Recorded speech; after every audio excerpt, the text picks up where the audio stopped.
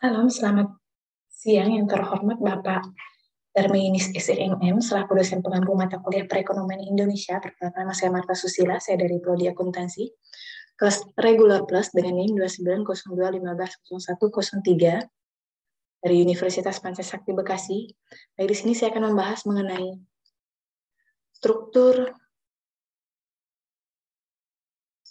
perubahan struktur ekonomi Indonesia guna untuk memenuhi tugas ulangan tengah semester dari mata kuliah Perekonomian Indonesia. Untuk perubahan struktur ekonomi Indonesia di sini ada 4. Yang pertama itu ada struktur ekonomi dari tinjauan makro sektoral. Yang kedua itu ada struktur ekonomi dari tinjauan keuangan. Yang ketiga itu ada struktur ekonomi dari tinjauan penyelenggaraan kenegaraan. Yang keempat itu ada struktur ekonomi dari tinjauan birokrasi pengambilan keputusan. Di sini juga ada struktur ekonomi. Pengertian dari struktur ekonomi pada dasarnya merupakan penjabaran atau implementasi dari sistem-sistem ekonomi yang ada dengan tujuan untuk meningkatkan atau mewujudkan kesejahteraan masyarakat suatu negara melalui pembangunan ekonomi dan pertumbuhan pendapatan nasional, maka akan membawa perubahan mendasar dalam struktur ekonomi. Teori perubahan struktur ekonomi menitikberatkan pada mekanisme transformasi yang dialami oleh negara-negara sedang berkembang, yang semula bersifat subsisten dan menitikberatkan pada sektor tradisional menuju ke struktur yang lebih modern, yang didominasikan oleh sektor non-primer, khususnya industri jasa.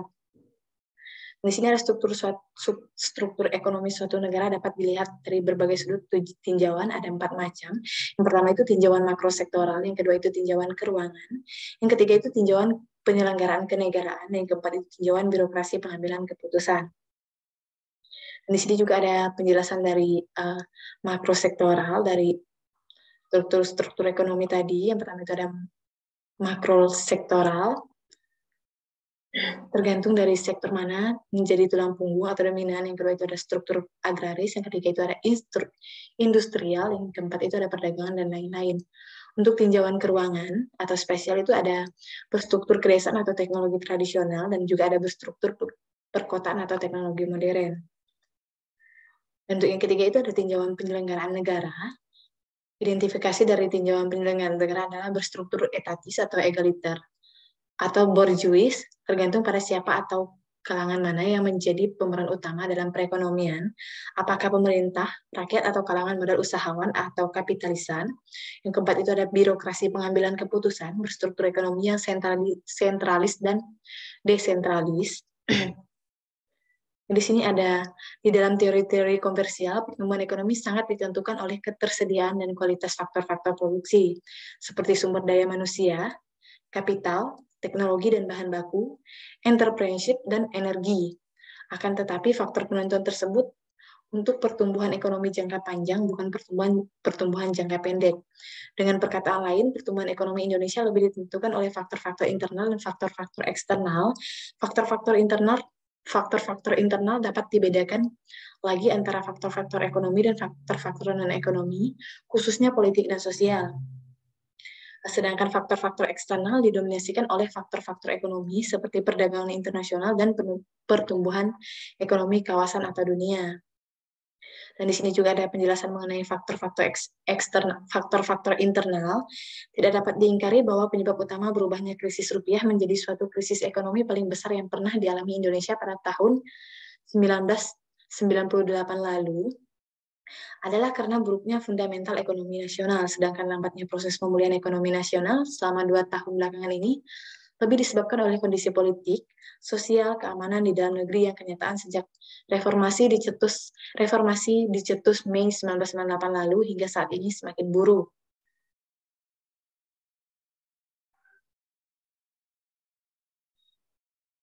Sebagai contoh perkembangan tingkat inflasi selama tahun 1998 sampai dengan 2000 memang menunjukkan adanya perbaikan laju pertumbuhan ekonomi sudah kembali positif walaupun masih lebih rendah dibandingkan laju pertumbuhan rata-rata per tahun selama dekade 1980-an hingga pertengahan dekade 1960-an, dan cadangan devisa meningkat terus yang sebagian kecil bersumber dari hasil ekspor dan sisanya dari pinjaman luar negeri terhadap PDB, dan ketergantungan ekonomi nasional terhadap impor masih tinggi, bahkan kecenderungan meningkat.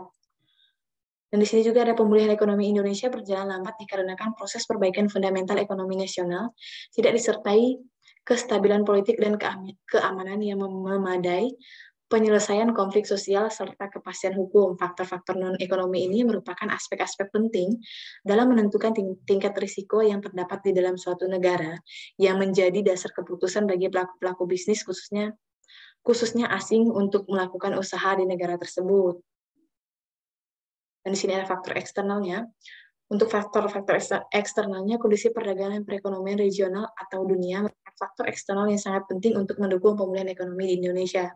Kondisi ini penting karena sangat berpengaruh terhadap prospek pertumbuhan ekspor dan investasi asing di dalam negeri apabila perekonomian negara-negara mitra dagang Indonesia mengalami kelesuan, terutama Jepang, Amerika Serikat, Eropa Barat, dan Australia.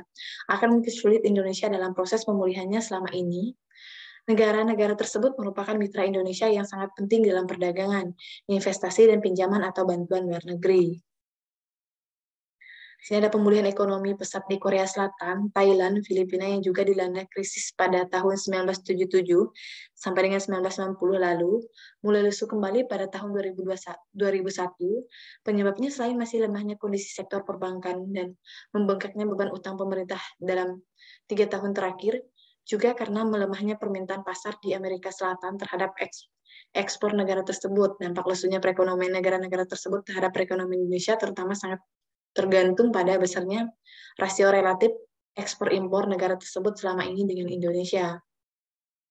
Di sini ada perubahan struktur ekonomi, perubahan ekonomi dalam periode jangka panjang.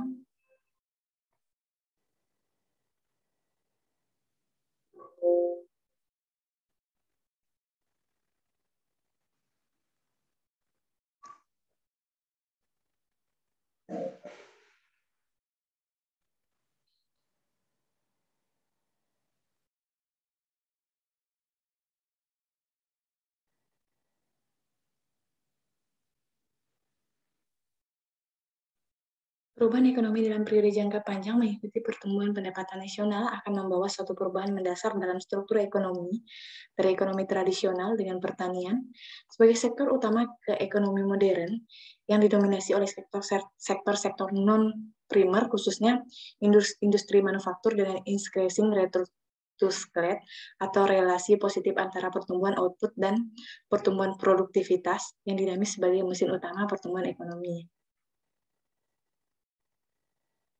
Ada kecenderungan atau dapat dilihat sebagai suatu hipotesis bahwa semakin tinggi laju pertumbuhan ekonomi rata-rata per tahun yang membuat semakin tinggi atau semakin cepat proses peningkatan pendapatan masyarakat per kapita, semakin cepat perubahan struktur ekonomi, dengan asumsi bahwa faktor-faktor penentuan lain mendukung proses tersebut seperti tenaga kerja, bahan baku, dan teknologi yang tersedia. Di sini ada kesimpulan, sesungguhnya struktur ekonomi Indonesia secara makro sektoral masih dualitis. Artinya, struktur ekonomi Indonesia bisa dibilang industri jika dilihat dari besarnya produksi nasional yang disumbang sektor industri. Namun juga bisa dibilang agraris karena dari segi penyerapan tenaga kerja, sektor pertanian masih merupakan sektor utama sumber kehidupan rakyat. Dan untuk struktur ekonomi yang sedang kita hadapi saat ini, sesungguhnya merupakan suatu struktur yang tradisional. Kita sedang beralih dari struktur yang agraris ke industrial, dari struktur yang etatis ke borjuis, dan dari struktur kedesaan atau tradisional ke kotaan atau modern. Sementara dalam hal itu, birokrasi ada dan pengambilan keputusan mulai didesentralisasi. Oke, sekian presentasi dari saya. Semoga ini bermanfaat untuk kita. Untuk menambah wawasan kita semua, saya ucapkan terima kasih.